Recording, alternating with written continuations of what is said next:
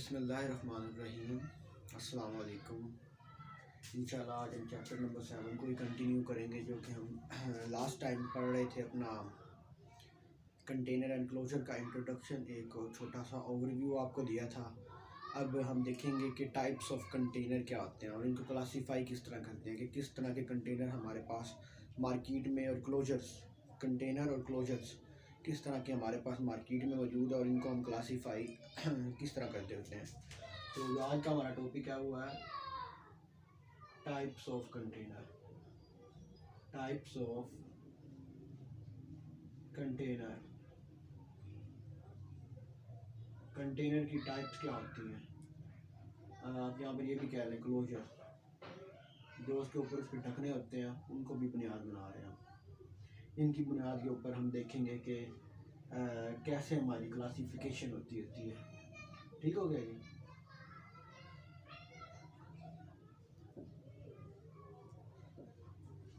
मतलब जो हमारा कंटेनर है, कंटेनर, उसकी बुनियाद पर हम देख रहे हैं कि हमारे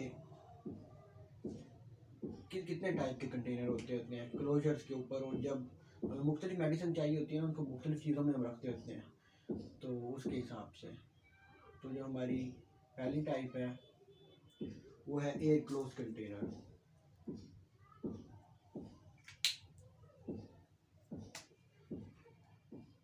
एयर क्लोज कंटेनर, इनके अंदर हवा नहीं जा सकती होती।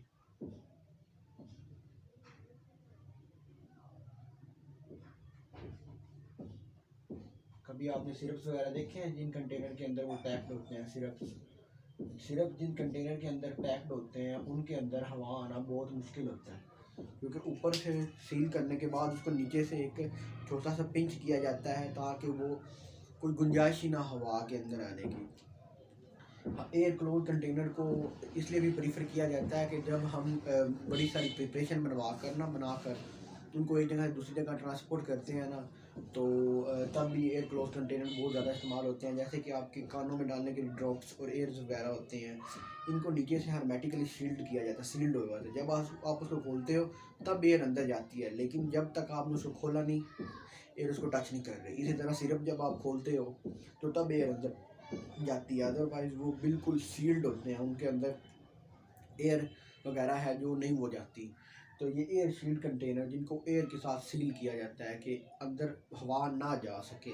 हवा के अंदर माइक्रो ऑर्गेनिज्म मौजूद होते हैं, ताकि माइक्रो ऑर्गेनिज्म अंदर ना जाए और हमारी जो मेडिसिन होती है वो ख़राब ना हो जाए। अगर आप उसको खोल के इस्तेमाल करते हैं मेडिसिन को, तो उसके बाद तो ऊपर भी लिखा होता है कि आप कुछ इतने अरसे के लिए खोलने के बाद कोई 10-15 दिन या जो भी टाइम होता है वो उसके ऊपर लिखा गया होता है, इतने दिन आप इस्तेमाल कर सकते होते हैं।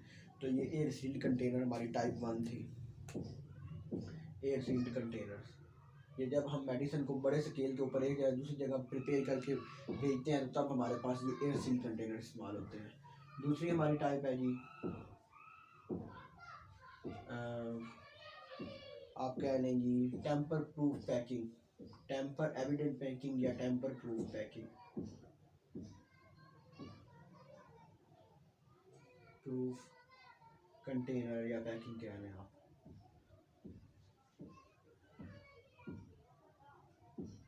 इसका एक एडवांटेज होता है हमें,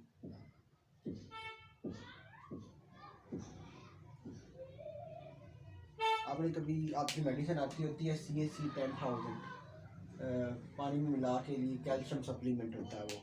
अगर आप उसको खोलें ना, उसकी सील को, तो दूसरी बार आपको पता लग जाता है कि वो सील खुली हुई है। तो टेम्पर प्रूफ पैकिंग मतलब आपको पता लग गया कि जो आपकी पैकिंग थी वो पहले खुली हुई थी।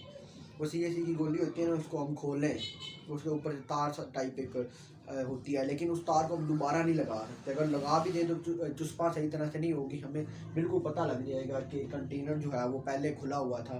तो ऐसी पैकिंग जिसके हमें टेम्पर प्रूफ मिल जाए कि कंटेनर पहले खुला हुआ है, उसमें से कोई चीज़ निकाली गई है, उसको हम टेम्पर प्रूफ पैकिंग कहते हैं। ऐसी चीज़ें इसके लिए इस्तेमाल की जाती हैं कि हमारी डोजेज के अंदर मुकम्मल प्रिपरेशन मौजूद है, ये बिल्कुल सील्ड है या नहीं है, इस चीज़ के लिए इस्तेमाल होती है ये। क्योंकि लिखा होता है ना कि आप मेडिसिन तब भी खरीदें जब उसकी सील्ड जो है वो बिल्कुल अपने प्लेस में हो। अगर सील्ड प्लेस में ना हो तो उसको मत खरीदें, उसके अंदर कंटामिनेंट्स हो सकते हैं या मे बी वो मेडिसिन हमारी ना हो, इस तरह के दावे किए जाते हैं। तो ये टेम्पर प्रूफ पैकिंग आ गई। उसके बाद हमारी single dose packing, single dose हमारी पैकिंग,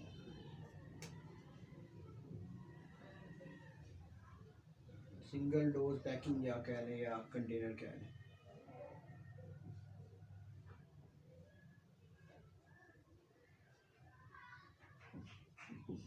सिंगल डोज पैकिंग मतलब क्या होता है कि आप अगर उसके अंदर जैसे सिरप्स वगैरह होते हैं उसके अंदर तो काफ़ी ज़्यादा डोजेज होती है ना, मतलब आप उसको 10-15 दिन इस्तेमाल कर सकते हैं। लेकिन जो हमारी सिंगल डोज पैकिंग होती है उसको आप एक बार इस्तेमाल कर सकते हो और उसके अंदर पूरे एक पैकिंग के अंदर एक ही हमारे पास चीज़ मौजूद होती है और उसको हम इस्तेमाल कर लेते हैं। जैसे कि आपके ये इंजेक्शन के मुख्तलिफ़ किस्म के एम्प्यूल्स आते होते हैं, उसको हम यूँ रख कर तोड़ दें या ऊपर से यूँ कर दें तो वो जो पैकिंग होती है वो एक हमारी इस्तेमाल होगी, उसको हम दोबारा इस्तेमाल नहीं कर सकते। अगर थोड़ा बच भी जाता है तो उसको हम फेंक देते होते हैं। तो सिंगल डोज पैकिंग ऐसी पैकिंग जिसके अंदर हम सिर्फ एक जो हमारी होती है डोज, सिर्फ एक डोज मौजूद हो। जैसे कि आपके वाटर फॉर एम्प्यूल या IM इंजेक्शन के साथ हो, पाउडर वाले इंजेक्शन के साथ एक छोटा सा आता होता है एम्प्यूल, उसके अंदर पानी मौजूद होता है। वाटर फॉर इंजेक्शन उसको कहते हैं, डिस्टिल वाटर होता है बेसिकली वो। तो वो वाटर जो होता है वो सिंगल डोज ही होता है, सिंगल डोज प्रिपरेशन है वो हमारी। ठीक हो गया, मतलब आप उसको तोड़ देंगे, यूज़ कर लेंगे।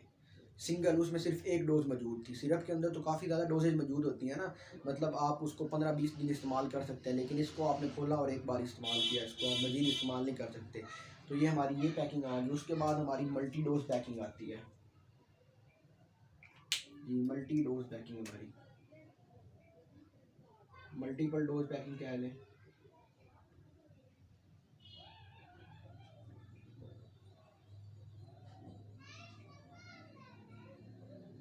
मल्टीपल डोज पैकिंग, इसमें हमारे पास क्या होता है, इसमें हमारे पास जो मेडिसिन मौजूद होती है वो मल्टीपल डोज की होती है। नंबर 4 मल्टीपल डोज, मतलब आपने अक्सर देखा होगा जो ये आदमी लोग जिन लोगों को बेचारों को इंसुलिन की कमी वगैरह होती है वो इस्तेमाल करते हैं इंसुलिन का इंजेक्शन, इतना बड़ा इंजेक्शन होता है वो, उससे वो 10-15 यूनिट लगाते होते हैं अपने जिस्म के अंदर। लेकिन उसके अंदर दूसरी काफ़ी ज़्यादा डोजेज मौजूद होती है, तो उसको हम मल्टीपल डोज कहते हैं। जिसके अंदर मतलब वो इंजेक्शन टाइप हो या कोई भी हो, और सिरप आपका वो भी मल्टीपल डोज है, उसके अंदर थोड़ी थोड़ी निकाल के हम पी रहे होते हैं, उस बाकी सारी उसके अंदर मौजूद वैसे ही रहती है। इसी तरह इंजेक्शन जो होता है आपका इंसुलिन का, उसके अंदर से हम 15 यूनिट लगाते हैं, फिर हमारा वो बाकाया प्रिपरेशन उसके अंदर ही मौजूद होती है, फिर हम निकालते हैं फिर लगाते होते हैं। तो इस तरह की जो डोजेज होती है उसको हम कहते हैं मल्टीपल डोज प्रिपरेशन या मल्टीपल डोज कंटेनर। वो कंटेनर जो है उसको मल्टीपल डोज कंटेनर कहेंगे, जिसके अंदर काफ़ी ज़्यादा हमारे पास मौजूद है कंटेनर हमारा, तो उसको मल्टीपल डोज कंटेनर कहेंगे। मल्टीपल डोज कंटेनर आपकी इंसुलिन टाइप में इस्तेमाल होता है। फिर हमारा जो आता है वो आता है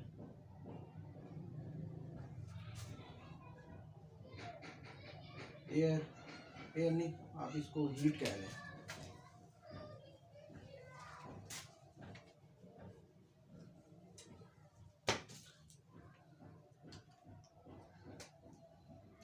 लाइट या हीट, लाइट प्रोटेक्टेंट, प्रोटेक्ट करने वाला लाइट से कंटेनर पैकिंग। आपको पता है जब आपकी लाइट जो होती है वो अगर किसी चीज़ के अंदर चली जाए हमारी प्रिपरेशन के अंदर, तो वो हमारी प्रिपरेशन को ख़राब तक कर सकती है। तो ऐसे कंटेनर जिनको लाइट से थोड़ा सा मसला क्रिएट हो रहा हो उनके लिए हम लाइट प्रोटेक्टेंट कंटेनर इस्तेमाल करते होते हैं, या लाइट रेजिस्टेंट, रेजिस्टेंट मतलब आने ना देना, प्रोटेक्टेंट प्रोटेक्ट कर रहा होता है। तो जैसे कि आपके ज़्यादातर सिरप और एलिक्सर्स वगैरह जो होते हैं उनको हम ब्लैक कलर के शीशे के अंदर, पहले भी आपको बता चुका हूँ कि वो क्यों आते हैं। उनका मकसद ये होता है कि ब्लैक सारी हीट को खुद एब्जॉर्ब कर लेता है, अंदर नहीं जाने देता।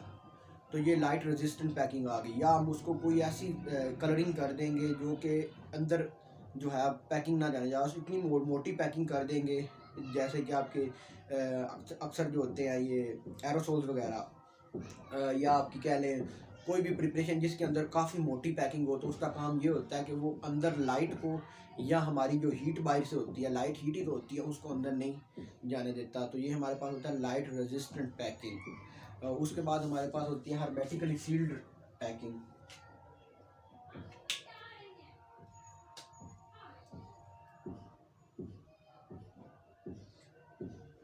हर्मेटिकली सील्ड पैकिंग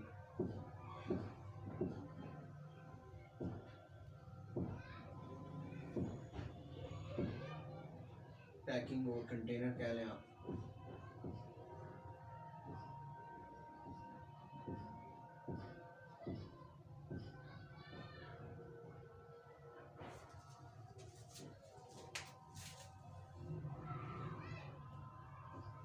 ये फिर से वही बात हो गई कि ये पैकिंग जो होती है काफ़ी मोटी होती है। इसकी पैकिंग हर्मेटिकली सील्ड पैकिंग, ऊपर से सील किया होता है और नीचे से काफ़ी पैकिंग मोटी होती है, तो वो एयर और जो डस्ट पार्टिकल्स होते हैं उसको अंदर नहीं आने देता अपने अंदर। ये हर्मेटिकली सील्ड पैकिंग जो होती है ये एयर्स वगैरह को अपने अंदर नहीं आने देती, हवा वगैरह को। और इसका दूसरा काम ये भी होता है, पहले भी आपको बता चुके हैं कि जैसे हमारी आइंटमेंट्स वगैरह होती हैं तो उनकी पैकिंग जार के अंदर इतनी मजबूत होती है ताकि उनका मॉइस्चर, अगर आइंटमेंट के अंदर से उसका मॉइस्चर चला जाए तो वो आइंटमेंट्स ख़राब हो जाती हैं। इसी तरह अगर एलिक्सर के अंदर से अल्कोहल चला जाए तो वो ख़राब हो जाती हैं। तो ये हर्मेटिकली सील्ड जो कि काफ़ी मोटी होती है और ऊपर से उनको सील किया जाता है ताकि एयर अंदर ना आ सके और अंदर की प्रिपरेशन बाहर ना जा सके। ये काफ़ी ज़्यादा सील्ड पार्टिकल्स होते हैं, आप समझ लें कि, और इनका काम होता है कि ये प्रिपरेशन को अंदर नहीं आने देते हैं। अच्छा जी, ये हो गया इसका। अच्छा, ये एक और भी काम होता है, जैसे हमारे ये एम्प्यूल वगैरह होते हैं ना, जितने भी इंजेक्शन, वो सारी सील्ड के बने होते हैं। क्यों? क्योंकि उनके अंदर जो प्रिपरेशन वाटर मौजूद होता है, वाटर हर टेम्परेचर पर एवेपोरेट कर रहा होता है, तो उस एवेपोरेशन को बचाने के लिए शीशे को ऊपर से फ्यूजन के ज़रिए ना उनको कोट किया जाता है। फ्यूजन का काम होता है कि कोई भी पार्टिकल, जैसे कि आप लकड़ी के ऊपर पानी फेंकें तो लकड़ी के दूसरी तरफ भी पानी चला जाता है, इसको हम फ्यूजन कहते हैं, पार्टिकल का एक तरफ से दूसरी तरफ चले जाना। तो उस फ्यूजन को रोकने के लिए ग्लास का इस्तेमाल किया जाता है। ग्लास के अंदर फ्यूजन हमारे पास नहीं होती, ये प्रॉपर्टी है ग्लास की, ग्लास फ्यूजन को अलाउ नहीं करता होता। तो ये हर्मेटिकली सील्ड आ गए। उसके बाद हमारा आता है जी एक और टाइप हमारे आती है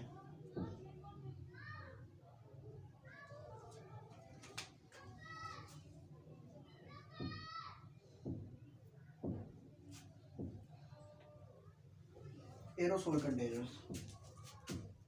एरोसोल्स क्या होते हैं ये भी आपको बताते हैं।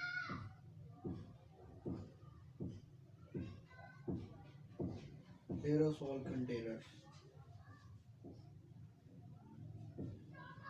ये हमारी सॉरी ये 6th आ गया, आपका छठा पार्ट, ये आपका 7th पार्ट।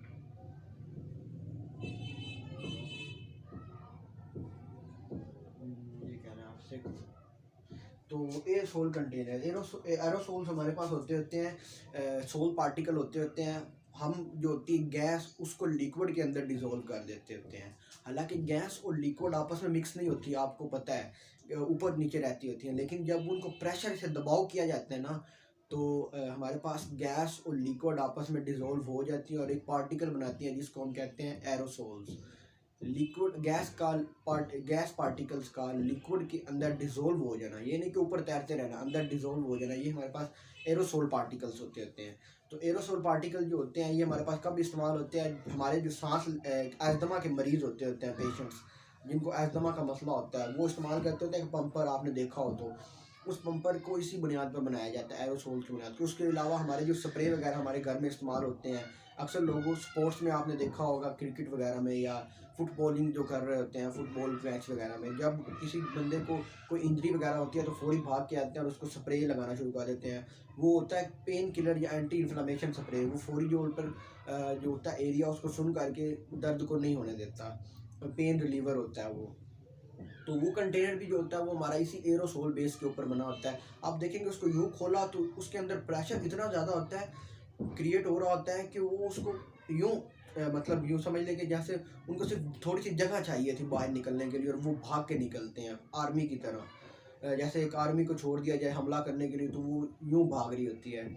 तो ये समझ लें इस तरह होता है। तो ये एरोसोल कंटेनर जो होते हैं उनको इस तरह बनाया जाता है कि अगर उनके ऊपर प्रेशर इतना ज़्यादा होता है ना कि उस प्रेशर को विद स्टैंड कर सके, सह सके उस प्रेशर को, तो ठीक हो गया। इसी तरह लोहे के बनाए जाते हैं हमारे पास कंटेनर, ये जो हमारे पास होते हैं ना, आप समझ लें ये एरोसोल कंटेनर्स, ये हमारे पास बनाए जाते हैं लोहे के, क्योंकि लोहा जो होता है वो ज़्यादा दबाव प्रेशर को सह सकता है। कांच इतना ज़्यादा प्रेशर नहीं सह सकता, प्लास्टिक इतना ज़्यादा प्रेशर जो है वो नहीं सह सकता। प्लास्टिक में भी हमारे पास आते हैं, लेकिन जो ज़्यादा होते हैं वो टाइटेनियम, निकल वगैरह के और इस तरह के जो आयरन वगैरह के होते हैं, पार्टिकल या सिल्वर के कह लें, उन चीज़ों के बने होते हैं हमारे पास एरोसोल कंटेनर्स। जो पंप वगैरह होते हैं वो भी इसी चीज़ के बने होते हैं। तो ये हमारे पास 7 नंबर पे एरोसोल कंटेनर। एक हमारा पार्ट एक और हमारा रह गया, वो था हमारा well close container. Well close container फिर से वही बात आ गई कि वो क्लोज इतने ज़्यादा होते हैं कि उनके अंदर हवा वगैरह नहीं जा सकती। वेल क्लोज कंटेनर, इनके अंदर हवा नहीं जा सकती, माइक्रो ऑर्गेनिज्म वगैरह नहीं जा सकते। माइक्रो ऑर्गेनिज्म अगर हमारे अंदर चले जाएंगे तो क्या होगा, ख़राब हो जाएगा प्रिपरेशन हमारी। ठीक हो गया, वेल क्लोज्ड कंटेनर। ये हमारी classification on the basis of usages, use of container. Container को इस तरह हम यूज़ कर रहे हैं, यूज़ ऑफ कंटेनर, कंटेनर को किस तरह हम यूज़ करते हैं उसकी बुनियाद के ऊपर ये क्लासिफिकेशन थी। अब ये यहाँ पर जितने भी आपके कंटेनर थे उनको हम क्लासीफाई किया कि किस तरह वो यूज़ हो रहे हैं हमारे यहाँ इंडस्ट्री के अंदर। ये इंडस्ट्री के अंदर हमारे पास किस तरह यूज़ हो रहे हैं उसके अंदर उसको मद्देनज़र रखते हुए हमने इनको क्लासीफाई किया। एयर क्लोज कंटेनर, फिर tamper proof, single dose, multiple dose packing, light protected container, aerosol container, फिर हमारे हेर्मेटिकली सील्ड, फिर वेल क्लोज कंटेनर। ये हमारे पास सारे कंटेनर की टाइप आ गई। अच्छा, अब इसके बाद जो हमारा टाइप होगी अब जो क्लासिफिकेशन अब हम इसके बाद जो शुरू करेंगे वो हमारी क्लासिफिकेशन होगी on the basis of shape of container. Container की शेप किस तरह की है, ठीक हो गया। शेप को नज़र रखते हुए हम क्लासिफिकेशन करेंगे, वो भी आज इसी में हम निपटा देते हैं ताकि आगे हमारा जो क्लासिफिकेशन है उसको हम थोड़ा सा आगे हम इस क्लासिफिकेशन से निकल कर कंटेनर बन किस तरह रहे होते हैं उसके ऊपर हम गौर कर सकें। ये हमारे आज के हो गए मतलब प्रिपरेशंस कंटेनर।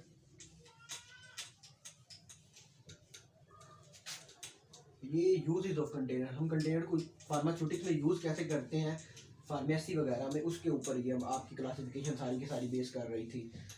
अब आएगी आपकी दूसरी जो क्लासिफिकेशन होगी वो बेस करेगी आपकी कि आप कंटेनर को यूज़ कैसे करते हैं। सॉरी, कंटेनर को आप क्या नाम है, शेप के हिसाब से उसकी क्लासिफिकेशन आएगी। शेप भी होती है ना हमारे कंटेनर की, कोई कंटेनर हमारा होता है वो काफ़ी लंबा होता है, कोई कंटेनर हमारा छोटा होता है, कोई कंटेनर हमारा लोहे का बना होता है, कोई हमारा किस तरह का बना होता है। तो इसकी बुनियाद पर जो क्लासिफिकेशन करने लगे हैं उसको यूजेज क्या नाम है, shape of classification, shape classification यहाँ पर आएगी। शेप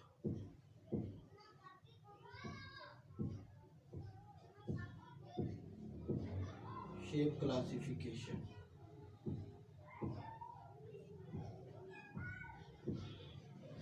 शेप के ऊपर कैसे क्लासीफाई हम करेंगे ये देखते हैं। सबसे पहला कंटेनर हमारा आएगा narrow mouth, narrow mouth, narrow mouth container. Number 1 narrow mouth container. इसका क्या काम होता है नैरो माउथ कंटेनर का, ये हमारे पास जो सिरप्स वगैरह बन रहे होते हैं उसके ऊपर आपने देखा होगा नीचे से सिरप बहुत बड़ा होता है लेकिन ऊपर आते आते वो बिल्कुल नैरो माउथ हो जाता है। तो ये मल्टीपल डोज कंटेनर होते हैं। पहली बात तो ये आ गई। और नैरो माउथ इसलिए होते हैं क्योंकि इसमें से हमने थोड़ा थोड़ा डोज निकालना होता है।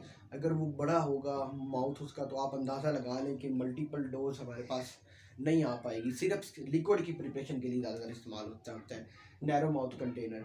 ऊपर से बिल्कुल छोटा होता है, नीचे से जो है जैसे जैसे नीचे आता है बड़ा होता जाएगा हमारे पास। ये सिरप्स वगैरह के लिए इस्तेमाल होता है हमारे पास कंटेनर, जिसके अंदर सिरप्स हम डालते होते हैं। पाउडर वगैरह के लिए आप इसको इस्तेमाल नहीं कर सकते। दूसरी हमारी टाइप आएगी जी वाइड माउथ कंटेनर, जिसका माउथ बड़ा होता है।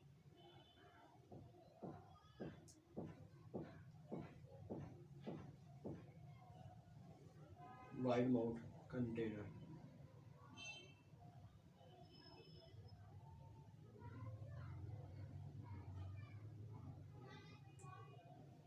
वाइड माउथ कंटेनर, ये नंबर हमारी टाइप 2 है। जैसे कि आपने बड़े बड़े माउथ हो गए, अक्सर आपके घर में भी जार पड़े होते हैं जो, ये उस उनमें से एक है। अब जो हम ये इंडस्ट्री में इस्तेमाल नहीं होता वाइड माउथ कंटेनर, ये जब हम फार्मेसी वगैरह में कोई चीज़ प्रिपरेशन बनाते होते हैं, जैसे कि आपने टैबलेट्स को पीस कर कंपाउंडिंग कर कर उसकी फिर आपने छोटी छोटी कैप्सूल कह रहा हूँ, कैप्सूल को नहीं, आप टैबलेट्स को आपने पीस कर पाउडर बनाया, तो उस पाउडर को आप इस जार के अंदर रख सकते हैं, वाइड माउथ जार। या फिर आपने आइंटमेंट बनाई, आइंटमेंट क्या होती है, मरहम, मरहम को आप इसके अंदर ले सकते हैं, ताकि आदमी आराम से उसके अंदर हाथ डालकर काफ़ी ज़्यादा तादाद में मरहम निकाल कर अपने जिस्म के ऊपर या जिस एरिया में उसने लगानी हो वो इस्तेमाल कर सकता है। ये हमारे पास फार्मेसी में इस्तेमाल होती है, जो प्रिपरेशन हम खुद बना रहे होते हैं। अब जब आप जाएंगे ना ये इधर इंडस्ट्रियल फार्मेसी की तरफ, तो इंडस्ट्री वाले इस चीज़ को इस्तेमाल नहीं करते, पहले इस्तेमाल करते थे, अब नहीं इस्तेमाल करते। अब जैसे जैसे इवोल्यूशन हुई, हमारे पास कोलैप्सिबल ट्यूब्स आ गए, उसके बारे में भी डिटेल में आपको बताया हुआ है। कोलैप्सिबल ट्यूब, जैसे जैसे आप उसको मतलब थोड़ा सा उसमें से सामान अपना उसके अंदर की प्रिपरेशन निकालना शुरू करते हैं, तो वो कोलैप्स होने लग पड़ती है, बिल्कुल मतलब ऊपर चढ़ने लग पड़ती है, तो उसको हम कोलैप्सिबल ट्यूब्स कहते होते हैं।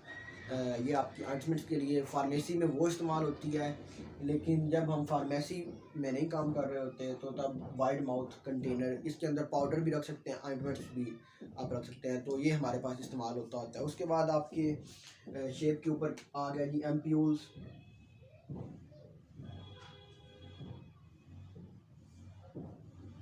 एम्प्यूल आपके जो इंजेक्शन होते हैं ना, एम्प्यूल ऐसे कंटेनर को कहते होते हैं जिसको आप एक बार तोड़ दें तो पता लग जाए कि वो टूटा हुआ। जैसे कि आपके एम्प्यूल वगैरह दो टाइप के अब एम्प्यूल होते हैं, एक मल्टीपल डोज एम्प्यूल, एक सिंगल डोज एम्प्यूल। जैसे आपकी इंसुलिन है वो आपका मल्टीपल डोज एम्प्यूल है, और जैसे आपके पाउडर वाले इंजेक्शन के साथ जो इंजेक्शन वाटर फॉर इंजेक्शन निकलता है, जिसको ऊपर से तोड़ के हम उसमें से जो है वाटर अपनी सिरिंज में भरते होते हैं, तो उसको हम क्या कहते होते हैं, एम्प्यूल्स। ये दोनों एम्प्यूल्स ही हैं, मल्टीपल डोज एम्प्यूल, एक सिंगल डोज एम्प्यूल। ये हमारी 3 टाइप्स हो गई। इसके बाद जो हमारी टाइप आएगी वो होगी ड्रॉपर।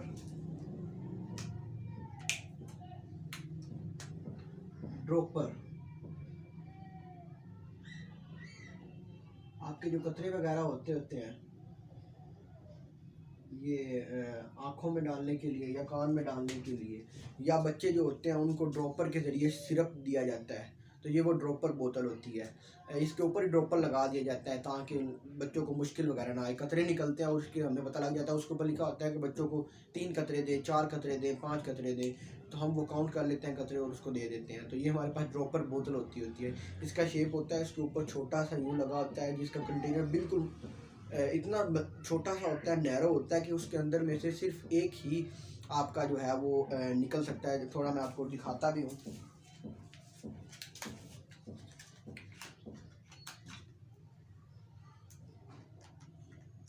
ये देखें, ये ड्रॉपर है हमारा, इसमें से निकालेंगे तो सिर्फ एक ही आपका जो है ना वो निकलेगा, एक एक करके कतरा निकलेगा, ज़्यादा नहीं निकलेगा। ये हमारे पास ड्रॉपर की एक टाइप है। ये फार्मेसी में भी इस्तेमाल होता है, और ये दूसरी इंडस्ट्री में भी, जैसे हम ये इंक के लिए इस्तेमाल करते होते हैं, तो उसके अंदर भी ये काफ़ी ज़्यादा इस्तेमाल होता है। तो ये हमारा ड्रॉपर की टाइप आ गई थी, ड्रॉपर बोटल्स। और उसके बाद हमारा क्या आएगा जी, ये बच्चों को भी दिया जाता है, जैसे बच्चों को कतरे दिए जाते हैं ना, पैनाडोल ड्रॉप्स वगैरह, तो उसके ऊपर ड्रॉपर लगा होता है ताकि हम काउंट कर सकें। ये हमारी 4th वन टाइप थी।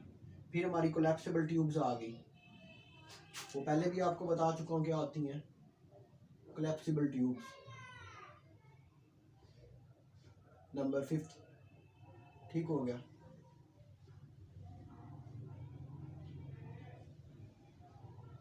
कोलैप्सिबल ट्यूब्स आ गई हमारी। फिर हमारी जो होती है कोलैप्सिबल ट्यूब को बड़ी डिटेल से आपको बताया अभी यहाँ पर, मेरे ख्याल में उसके बारे में बात करने की इतनी ज़रूरत तो नहीं है हमें, जितनी ज़्यादा डिटेल में हमारी बात हो रही है। उसके बाद हमारी वायल्स। वायल्स इसके बारे में बड़ी डिटेल से बात हुई है। इंसुलिन की जो होती है, इंसुलिन जिसमें रखी जाती है वो वायल्स ही तो होती हैं।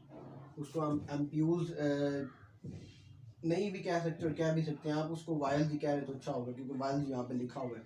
मुझे लगा था यहाँ पे वायल्स का जिक्र नहीं आएगा, लेकिन आ गया तो आप वायल्स कह लें, जिसमें से हम थोड़ी थोड़ी डोजेज अपनी निकाल सकते हैं। जैसे कि ये मैंने आपको इंक की स्याही दिखाई, उसमें से हम थोड़ा थोड़ा निकाल रहे थे कंटेनर में से, तो वो भी एक तरह की वायल होती है, लेकिन आप उसको वो वाली वायल मेडिसिन प्रिपरेशन वायल ना समझ लीजिएगा, वो दूसरी वायल होती है। ये हमारी 6th वन आ गई। अच्छा, फिर आते हैं हमारे पास जो आप मेडिसिन वगैरह में देखते हो, ब्लिस्टर पैकिंग, एलो पैकिंग वगैरह, ऐसी पैकिंग्स जो होती हैं ना, उनको हम कहते होते हैं ब्लिस्टर्स। जो आपके कैप्सूल वगैरह जो होते हैं ना, कैप्सूल और टैबलेट्स वगैरह, उनको ब्लिस्टर पैकिंग आपने देखा होगा, ऊपर से नज़र आ रही होती है प्रिपरेशन के अंदर, वो सारा बाकी उसके ऊपर लगा होता है पत्ते, जिसको आप कहते होते हैं, वो ये ब्लिस्टर्स होते हैं, उसको हम ब्लिस्टर्स कहते होते हैं। तो ब्लिस्टर पैकिंग आ गई। ये आपकी आ गई जी 7th one, blister packing. Capsule गोलियां वगैरह जो होती हैं आपकी, वो इस ब्लिस्टर पैकिंग्स में आती होती हैं। एलो पैकिंग होती है, जो आपको ऊपर से नज़र ना आ रहा हो कि कैप्सूल अंदर कौन सा है। अब एलो पैकिंग हमारे पास इसलिए इस्तेमाल की जाती है ताकि कंटेनर के ऊपर जो रोशनी है ना वो ना पड़े और हमारी प्रिपरेशन ख़राब ना हो जाए। ये जो चीज़ें होती हैं ना हमारे पास ऐसी, जैसे कि आपकी टैबलेट्स हैं मैथिकोबाल, जो कि आपको मेकोबालामिन 500 माइक्रो मिलीग्राम की टैबलेट्स आती होती हैं, उसके ऊपर एक स्पेशल कोटिंग की जाती होती है, उसको एलो कहते हैं, ताकि लाइट जो है ना उसके ऊपर गिरे लेकिन उसके अंदर अब्जॉर्ब ना हो। उसके ऊपर गिरे भी तो अब्जॉर्ब ना हो, अगर अब्जॉर्ब हो जाएंगी तो हमारा मसला क्रिएट होगा, प्रिपरेशन हमारी ख़राब हो जाएगी। तो ये हमारे ब्लिस्टर पैकिंग आ गई। उसके बाद हमारे पास मुख्तलिफ होती हैं पॉलीथीन्स के बैग। पॉलीथीन ये एक पॉलीमर होता है, प्लास्टिक जितने भी हैं आपके सारे, उनको हम पॉलीमर कहते हैं। पॉलीथीन पैकिंग, कभी आपने देखा हो जो बोतल्स वगैरह ये डॉक्टर्स लगाते होते हैं, वो प्लास्टिक्स की बनी हुई होती हैं, ऐसे ही है ना, ये नंबर 8, और वो काफ़ी मजबूत प्लास्टिक होता है, आप उसको ऐसे ही मत समझिएगा। तो वो जो प्लास्टिक होता है उसको हम पॉलीथीन पैकिंग कहते होते हैं। पॉली विनाइल भी होता है, काफ़ी टाइप्स की होते हैं पैकिंग। आप यूँ समझ लें कि वो एक पॉलीमर होता है, इतना ध्यान में रख लें। पॉलीमर क्या होता है, एक ही चीज़ों का मिल कर एक बड़ा सारा स्ट्रक्चर बना देना, उसको हम पॉलीमर कहते होते हैं। पॉलीमर ये हमारे प्लास्टिक जितने भी होते हैं, ये प्लास्टिक हो गया, वो हो गया, ये बोर्ड हो गया, ये हर चीज़ हमारे पास पॉलीमर है। कुछ पॉलीमर हम क्या नाम है इंडस्ट्रियल तौर पर फार्मेस अंदर बनाते होते हैं हमारे इसके लैब के अंदर, और कुछ जो होते हैं नेचुरली तौर पर अल्लाह की तरफ से कुदरत से हमें मिलते होते हैं, तो वो नेचुरल पॉलीमर्स होते हैं। तो ये एक वो पॉलीमर है जो हम लेबॉर्ट्री के अंदर तैयार करते होते हैं। अगर आपने यहाँ पर तो इतनी ज़्यादा ख़ास इस्तेमाल नहीं होती, लेकिन अगर आप किसी बड़े हॉस्पिटल वगैरह में गए हो तो वहाँ पर जो बोतलों के लिए इस्तेमाल होती है ना पैकिंग, उसको आप हाथ लगाएं तो वो थोड़ा सा उसके अंदर प्रेशर होता है, वो आपको लग रहा होता है बड़ी ज़बरदस्त किस्म की पैकिंग हुई है। तो वो पैकिंग जो होती है उसको हम पॉलीथीन पैकिंग कहते होते हैं।